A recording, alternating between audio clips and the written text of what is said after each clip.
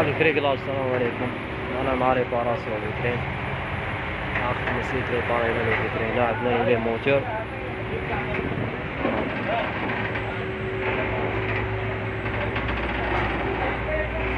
الفريق